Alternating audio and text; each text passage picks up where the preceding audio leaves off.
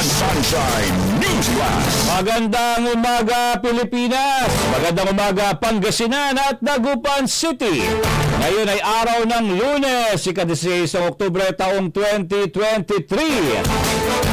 At ako po yung tagapagbalita sa Sunshine News Blast Morning Edition. Ito po si Kapartner J. Miguel Mendoza.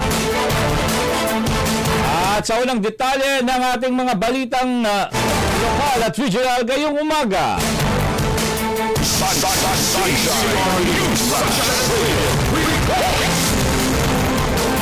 Labi ng OFW na nasawi sa Kingdom of Saudi Arabia dumating na sa Jacinto, Pangasinan nitong Oktubre 14. Ang detalye mula kay Kapartner Bien Bergabiña. Kapartner Bien!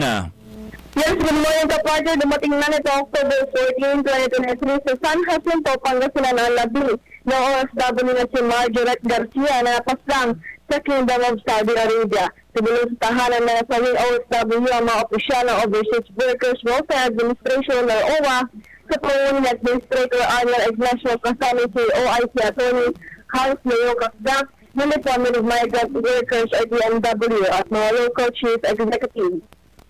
Sunshine News Blast. Anong nangyari lamang kasi dahil sa KSA, kapag ikaw ay nagiging paborito na, ng amoy kumukuha pa ng isa para ikaw ay ma-assign na sa mga mas personal na obligasyon. So, noong panahon na yon, ang nakuha niya, itong African Kenyan, no, nagkaroon sila ng, ayon sa investigasyon, binabase ko sa mga sinabi sa amin na investigasyon ng mga kapulisan, nagkaroon ng parang inggitan. So, una, hiniwalay ng kwarto hanggang sa tinerminate na. Sa kasamaang palad, bumalik daw ito, pinutol yung mga CCTV at ginawa yung krimen.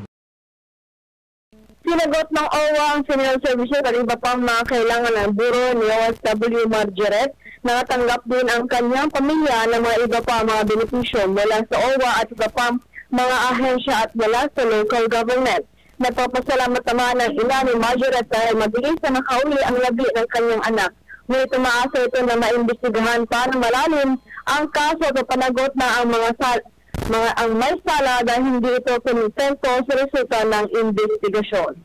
Sunshine News Blast. Medyo lumuwag din yung pakiramdam ko kasi magang dumating yung anak ko. Hindi dating sabi nila mga 1 buwan, 2 buwan, 3 buwan. Ang dami namang gobyernong tumulong kaya medyo napaaga ang uwi. Kaso nga lang, ang problema, wala pang malinaw na investigasyon doon sa kaso. Wala pang talagang totally, maibigay nila sa amin yung kung sino talagang gumawa sa kanya.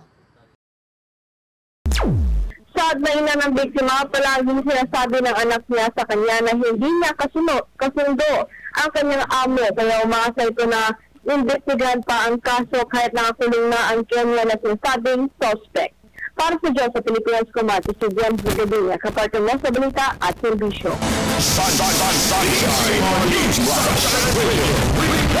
Kaugnay pa rin sa balitang yan, Mayor Belen Fernandez nakisa sa pagbibigay ng Heroes Welcome sa nasawing OFW sa Saudi Arabia na taga San Jacinto, Pangasinan. Ang detalye mula kay Kapartner Let Bor Briguera. Kapartner Let!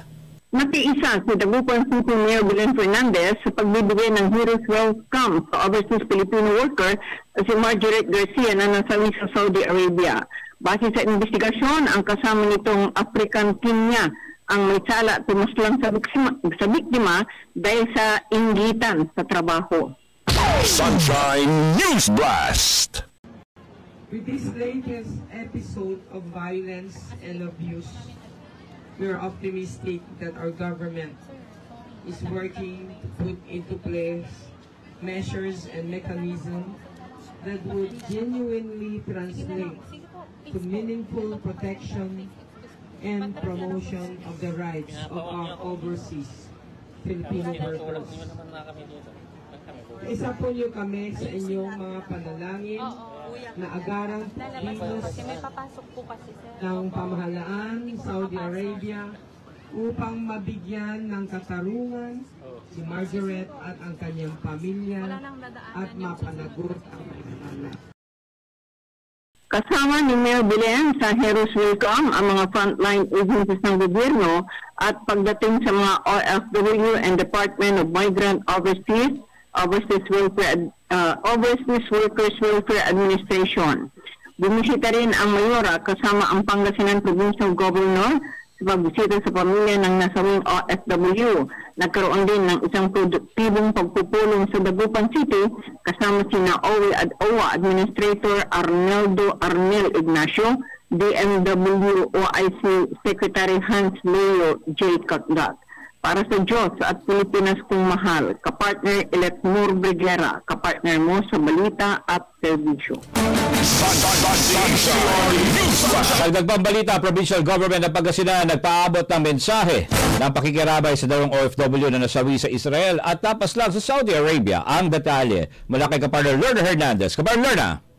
Yes, kapartner, nagpaabot ng mensahe ng pakikiramay ang Provincial Government ng Pangasinan sa dalawang overseas Philippine workers na tawang mga taga-Pangasinan ng sawi sa gitna ng bakbakan sa Israel at isa naman ay ang napaslang sa Kingdom of Saudi Arabia.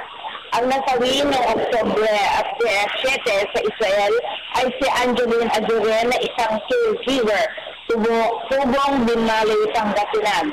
Nagpakita ng kabayanihan dahil hindi nito iniwan ang kanyang elderly patient kahit sa gitna ng pag-atake ng Hamas.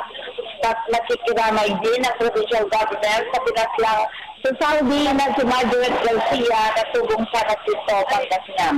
Personal din nagtungo sa bahay at pamilya ng biktima si Governor Kiko Vici upang magpaabot ng pakikiramay at suporta ng Sabado sa naiwang pamilya ni Margaret. Para sa Diyos ang Pilipinas kung mahal sa partner mo sa balita at serbisyo. Samantala, OWA at DMW pinangakong tututukan ng kaso na nasabing OFW sa Saudi Arabia. Mula sa San Jacinto, Pangasinan, tulong sa financial at benepisyo handang ibigay. Ang detalye mula kay kapartner Vic Tahod. Kapartner Vic! Nangakong overseas Filipino workers sa Department of Migrant Workers na nakatutok ito sa kaso ng nasabing overseas Filipino worker mula sa San Jacinto, Pangasinan. Ayon kay OWA Admin Arnel Ignacio, sinasabi ng otoridad ng Saudi na ang kasamahan nitong African-Kenyan ang may sala sa krimen. Sunshine News Blast. So, as OIC Hans Kakdak has mentioned, nasa prosecutor level na, ang ibig sabihin yung hinihiling nating hustisya, ito ay inimbestigahan, pinupusisi ang kaso, nabigyan na ng abogado, at umaandar na ang gulong ng hustisya pagdating dito. Una nang sinabi ng nanay ni Margaret Garcia na kailangan ng mas malalim na investigasyon dahil may sinasabi rin ng kanyang anak na hindi niya kasundo ang amo nito. Samantala binigyang diin naman ni OWA Admin Arnel Ignacio na nagluluksa rin ang amo ni Margaret. Ayon naman kay Department of Migrant Workers OIC Hans Leo Kakdak na ang action pa ng ahensya ay lalaan para sa mga legal assistance. Anya ito ay upang mabigyan ng hustisya ang kaso ni Margaret. Sunshine News Blast. And then of course, si admin ang nag-suggest ng Heroes Welcome kasi nga talagang ganun na lamang ang pinamalas ni Margaret ng kalidad na serbisyo ng manggagawang Pilipino sa abroad. Nagustuhan siya ng employer niya ng husto at nagluluksa din nga ang employer niya. And lastly, yung tulong natin sa pamilya, kay tito, kay nanay at tatay, at higit sa lahat, kay Moses at Meiji. Dahil sila naman ang dahilan kung bakit naging OFW si Margaret, yung mga anak ni Margaret. So, maraming salamat. Saad naman ni OWA RO1 Regional Director Gerardo Remorin na handang ibigay ng ahensya ang lahat ng mga tulong pinansyal at benepisyo ng napaslang na OFW ni si Margaret para sa pamilya nito. Para sa Diyos at sa Pilipinas kong mahal, Vic Tahod, kapartner mo sa balita at service. Sa iba pang mga balita, Home for Girls nakisama sa bansa sa selebrasyon ng Mental Health Awareness ngayong buwan. Ang detalye mula kay kapartner Sheila Balog. Kapartner Sheila. Isipin din po din sa bansa sa pagdiri ng mental health awareness ng buwan ng October. Ang selebrasyon ang masaming mental health is a universal human right. Ito po ang ito na activities na ginagawa para mga pag-provide ng suporta at malabanan ng signal at mabalik sa depresyon at mga hamon ng kalusugan. Sinagawa rin ng RT para sa residente para sa mas malaya ang ito, pinapahayag ang kanilang pag-iisip at emosyon sa magitan ng pagpinta at pag-ihit. Ipagdinaluhan ng media session para maalis ang stressors at negative energy na mapalibot sa mga ito. Ang aktibidad nito ay bilang paalala na ang mental health ay papaling importante sa physical health at importanteng bahagi sa pag-maintain ng resilience. Nasuri nito sa Katonaba para pumasa ngayon ng children sa mental health issues at mafosa sa civility sa mga staff at mga residente ng FRG. Para po sa Pilipinas Tumahan, sila balik kapartner mo sa balita at